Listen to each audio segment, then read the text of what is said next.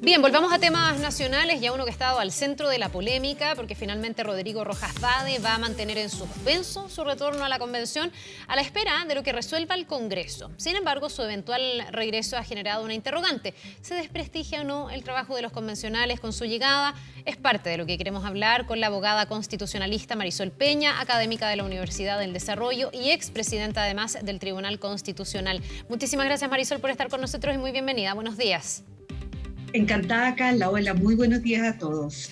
A ver, le parto preguntando si con lo que tenemos hoy es posible que Rodrigo Rojas Vade renuncie, porque ha habido toda una discusión de interpretación de la Constitución, de hasta qué punto el Parlamento puede determinar lo que pasa con los convencionales o las atribuciones de la propia Convención, para que él voluntariamente diera un paso al costado. Él dice que no puede.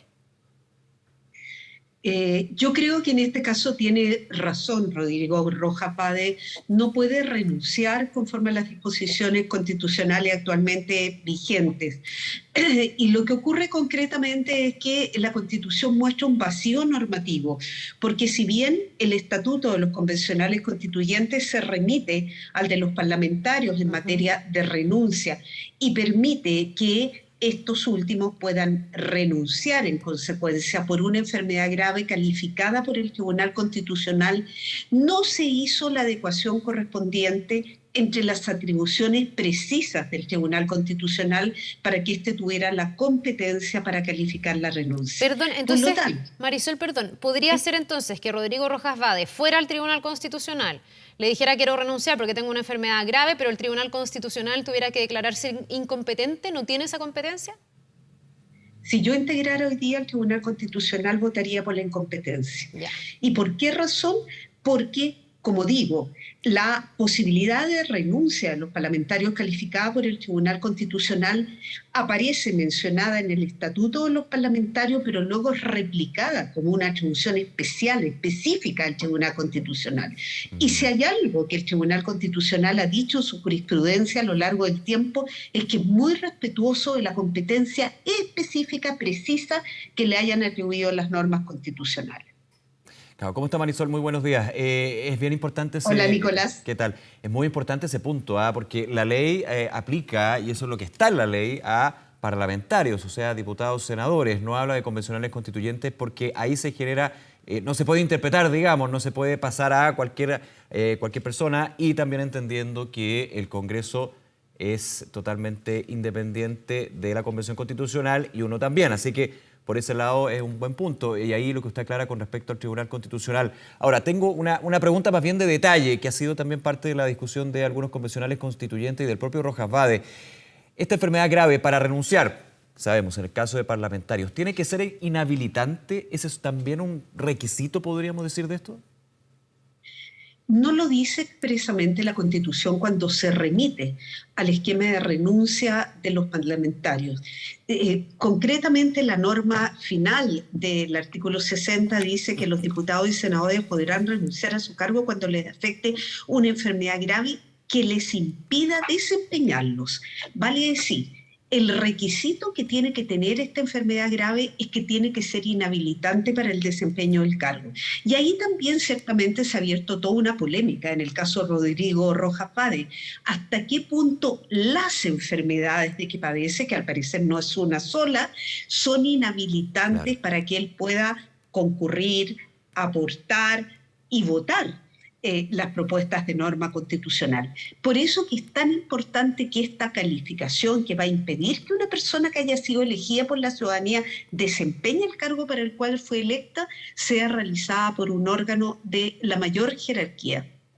Marisol, ya, mucha gente entenderá que esta alternativa no existe, que se está buscando la vía para que él pueda salir, pero yo creo que a la mayoría de los chilenos, porque ahí la pregunta era, ¿puede o no con la enfermedad o las enfermedades que tiene desempeñarse? El tema es que aquí muchos dirán, bueno, no puede desempeñarse, no porque la enfermedad se lo permita o no se lo permita, sino porque él llegó a ser electo de una manera fraudulenta, con una mentira con la que hizo campaña, con la que recolectó fondos, que abrió una investigación penal, que lo llevó a una comisión de ética.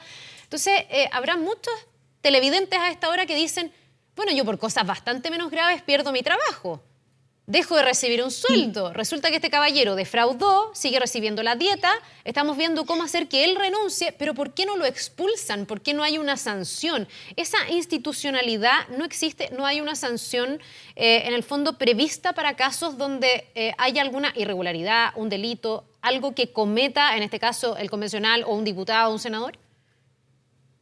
Para decirlo en términos simples, Carla, la reforma constitucional del 2019, que incorporó este proceso constituyente que estamos viviendo y el mecanismo conforme al cual se está desarrollando, que es el de una convención constitucional íntegramente electa, tiene vacíos. Fue imperfecto. Y uno de los puntos que dejó en el vacío es no fue capaz de ponerse en el caso de que ocurriera una situación tan gravemente reprochable desde el punto de vista de la ética como la de Rojas Párez. Por esa razón, la propuesta de reforma constitucional que hoy día está en tabla para verse en el Senado a partir de las 4 de la tarde, señala que los convencionales constituyentes pueden renunciar a sus cargos cuando hechos graves afecten severamente su desempeño o pongan en riesgo el funcionamiento de la convención. ¿Pero le puedo hacer una pregunta ahí, Marisol? Porque ayer, de hecho, en la radio, un auditor lo preguntaba y me hacía harto sentido. Decía, ¿por qué están legislando para que exista la posibilidad de que él pueda renunciar? Y no están legislando para que exista una sanción que lo saque, que lo expulse, en este o en otros casos donde, por ejemplo, se defraude la fe pública de una manera abierta. ¿Por qué la legislación sería para que él pueda renunciar? Porque ahí también dependería de la voluntad de la persona. Yo creo que es una pregunta muy pertinente. La verdad es que actualmente uno podría decir este tipo de situaciones debieran estar contempladas en general en la ley de probidad, porque la Constitución que actualmente nos rige contempla el principio de probidad en el ejercicio de la función pública, vale decir que se hagan valer los intereses generales por sobre el interés particular, lo que impide cualquier defraudación, cualquier engaño a la fe pública. Pero el hecho es que no está, y hay faltas graves a la probidad que afectan en general a los miembros de la administración pública. Pero el problema es que estamos frente a un órgano inédito dentro de nuestra estructura constitucional, como es la Convención, destinada a proponer una nueva Carta Fundamental. Y repito, esa propuesta constitucional de reforma que fue incorporada finalmente en diciembre del 2019 se quedó corta, porque ¿cómo no le van a ser aplicables las normas sobre probidad en términos de generar una sanción en el cargo de alejamiento cuando se ha cometido una grave falta a la ética que podría ser calificada por la misma Comisión de Ética de la Convención? Pero para responderle derechamente a ese auditor que puede no estar escuchando aún, el problema es que Chile tiene un sistema de competencias expresas en materia de derecho público. No se puede hacer aquello que no está expresamente contemplado en una norma. Marisol, y por eso se está tramitando una reforma constitucional específica. Y podemos ir a eso. Y quiero agregar otro punto que me parece muy relevante en este tema que instala ahí Carla, que es el origen de la norma. Y remontémonos al origen de la norma que finalmente también ha sido la base de esta discusión, que es la que se aplica en el Congreso Nacional, el Poder Legislativo.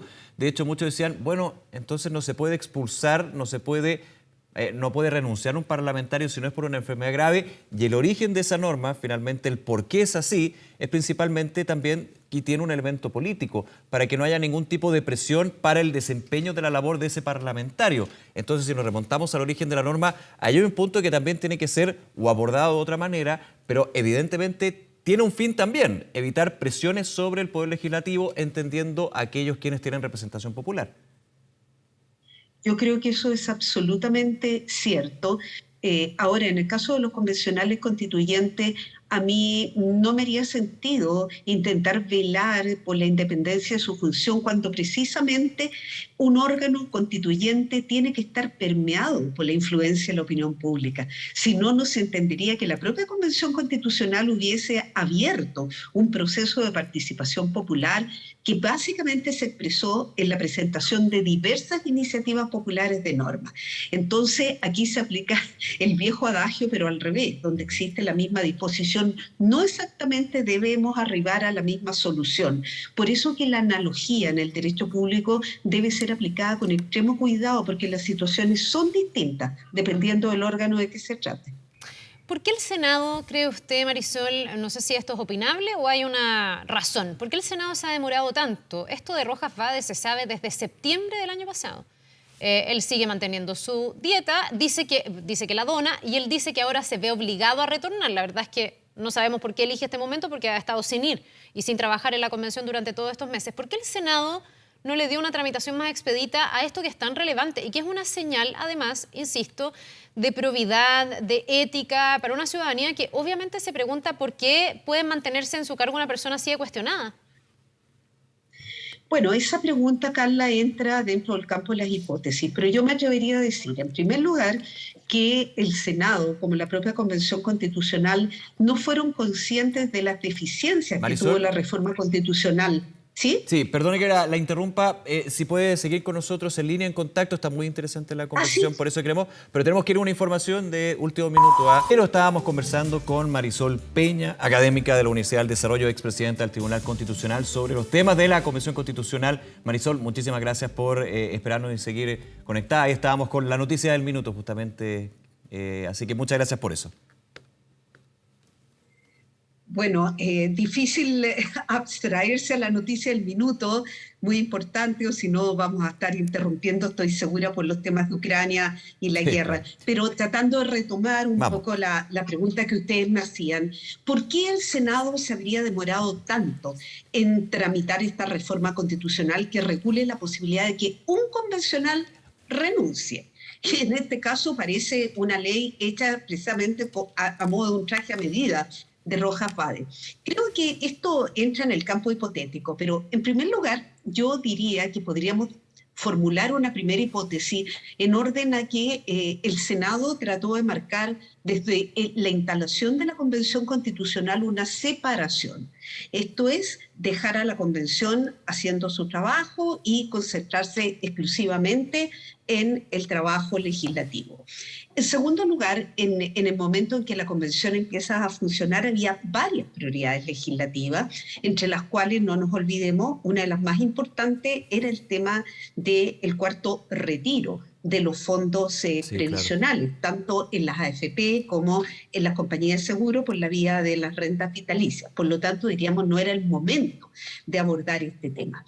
Y en tercer lugar, cuando ya se produce el tema de Rojas Vade, a poco andar empiezan a filtrarse las propuestas de norma constitucional que inciden fuertemente en un cambio sustantivo en la conformación del Congreso Nacional. Claro. Y aquí termino diciendo que a mí no me extrañaría que el Senado no ha querido apoyar a la Convención Constitucional en una salida a este problema, porque no nos olvidemos que varios senadores habían planteado ante la Comisión de Venecia, asesora del Consejo de Europa, si una eliminación del Senado en la futura institucionalidad del país sería compatible con la democracia. De hecho, Marisol, siguiendo esa línea, que también es bien interesante ese análisis, recordar que este proyecto de ley, por la situación que estamos comentando del convencional constituyente Rojas Vade, va a ser discutida y votada el día de hoy en la Comisión de Constitución. En la Comisión de Constitución, o sea, también desde ese último punto que usted señala, no es menor cuando se comienzan a conocer las normas en la comisión respectiva de la Convención sobre el cambio en los sistemas, entre ellos el sistema legislativo y la eventual, que parece va a tener algunos cambios, obviamente, eliminación del Senado. Si usted me permite, Nicolás, agregar un punto, sí, porque aquí ya usted me lleva a un análisis bastante más amplio, pero no nos olvidemos que han trascendido algunas conversaciones a nivel político que inciden en la conformación de la presidencia del Senado. Y ha trascendido que sectores de la UDI se habían aliado con sectores del Partido Socialista para permitir que al menos el primer año de la presidencia estuviera a cargo un socialista, precisamente para que apareciera más lógico, más en congruencia o con mejor influencia ante el próximo gobierno que se avecina, una defensa corporativa de la existencia del Senado. Entonces, aquí hay varios factores que se cruzan, que tienen que ver con la propia subsistencia de la Cámara de origen de esta reforma constitucional, que tendría que solucionar, en el fondo, el problema que hoy día presenta la situación de Rojas Vade ante la Convención Constitucional. Ahora, al decir Rojas Vade que él se siente obligado a volver, no está como obligando un poco a que el Senado finalmente sí o sí le dé una salida a este, porque yo insisto que aquí el jamón del sándwich es el ciudadano que dice, bueno, ok, entiendo, hay un enfrentamiento, puede haber cierto conflicto de interés, la convención tiene que ver si el Senado va a seguir existiendo, el Senado se defiende corporativamente, pero hay que darle una salida a un caso emblemático que además le hace mucho daño y ha generado mucho ruido sobre el trabajo de la convención. Rojas Vade dice, vuelvo, y sale todo el mundo a decirle, por favor, no vuelvas. Y sale todo el mundo a decir, por favor, enfoquémonos en lo importante y no sigamos haciendo leña de este árbol que está caído hace harto rato ya. ¿Sabes lo que pasa, Carla? Que a mí me da la impresión que quienes nos están escuchando, los ciudadanos comunes, corrientes, que no tienen por qué ser expertos ni en materias políticas ni en materias normativas, les llama la atención que frente a otros casos, por ejemplo en materia electoral, cuando ha habido candidatos de listas que no han alcanzado a inscribirse dentro de plazo, o cuando han existido objeciones a la presentación de candidaturas a determinadas elecciones, se han tramitado en forma flash ¿Sí? leyes de modificación a la ley 18.700 sobre votaciones populares y escrutinio, Sí. que incluso han sido leyes con nombre y apellido. Claro. Se las conoce hasta el día de hoy, como la ley 6, por ejemplo. Entonces, ¿por qué en este caso, que es un caso tan importante? No nos olvidemos que en una votación que se produjo el primer día en la Comisión de Sistema de Justicia, una norma fue aprobada con un quórum que prácticamente estaba al ras de los 103 votos, que son los 2/3. Entonces, también la situación de Rojas Vade hay que verla en el contexto de los quórums necesarios para aprobar las normas constitucionales, no es menor, porque hoy por hoy un voto puede hacer la diferencia Sí. entre que una norma pase a la nueva constitución Marisol, o quede fuera. y es un punto importante, porque claro, lo que hemos podido seguir desde las primeras votaciones, digo primeras porque faltan muchas votaciones, y en segunda instancia también cuando vuelven de la comisión donde se corrige la norma que no llegó a los 2/3, de esas primeras votaciones, claro, uno diría, bueno, pero es tan significativo ese voto 155, si se quiere poner en ese caso, porque no ha habido una disputa de un voto dirimente, digamos. Bueno, faltan varios artículos, varias normas, varios informes de las comisiones que eventualmente podrían llegar a ese punto en que un voto marque la diferencia si alcanza los 2/3 o muchas veces si obtiene la mayoría simple para volver a la comisión. Así que también hay un tema ahí, ¿no? Hay un tema, pese a que hemos tenido diversas declaraciones que provienen del interior de la Convención en orden a que se están produciendo o impulsando acuerdos transversales antes de las votaciones en el Pleno, pero son acuerdos que por lo demás, digámoslo desde ya, son bastante discutidos y discutibles, porque también nos ha dicho un convencional constituyente en una entrevista el fin de semana que se reconoce que expresamente a un sector se lo ha querido dejar fuera de esas conversaciones. Por lo tanto, alguien que piense razonablemente, aunque pertenezca a un sector que no sea el excluido, diga, ¿por qué? Por último, yo tengo una convicción democrática y creo que nadie debe ser en principio excluido. Entonces, aquí hay una serie de dinámicas de la convención que creo que en definitiva hacen también que un voto más o un voto menos sí entre a contar. Bien, pues Marisol Peña, le queremos agradecer muchísimo por este contacto. Vamos a ver finalmente lo que pase hoy día en el Senado, pero siempre es importante entender por qué se ha dado esta situación y por qué hasta el día de hoy este convencional no deja su cargo definitivamente. Muchísimas gracias, que esté muy bien, un buen día. A ustedes también, muy buenos días. Nos Gracias. vemos.